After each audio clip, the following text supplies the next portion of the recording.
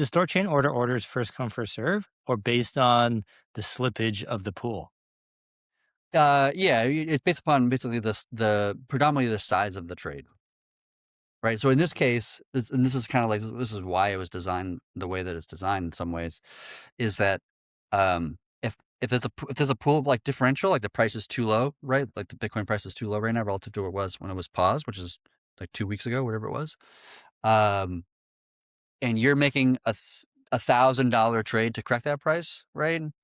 You will pay less in fees, right, than somebody who's doing $900, right? So, but in order for me to get ahead of you, I'm going to do $1,000, 1,100, for example, right? But I'm going to theoretically, I would pay more in fees. This is assuming non-streaming swap, by the way.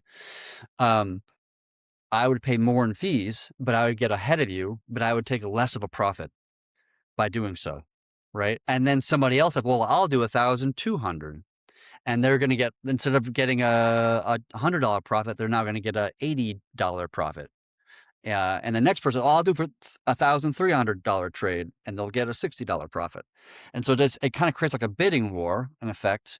This is why it was designed originally back in the day. Obviously, like streaming swaps is a different world. It's more complicated now, but I'm just trying to keep it like the simpler way of thinking about it, is that like, yes, you're going to want to have your trade be larger so that you can beat out everybody else and actually get the trade and make the $100 that you would make or whatever the number is.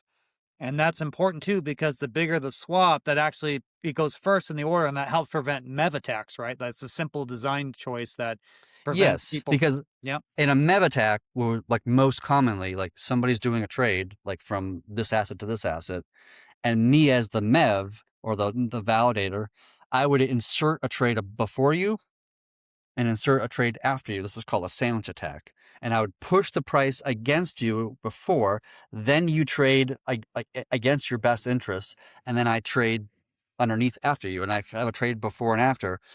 But because in THORChain you can't order the trade order, but you can on Ethereum. Ethereum, you can just put any transaction in any order that you want to. There's no priority by the protocol itself, the layer one.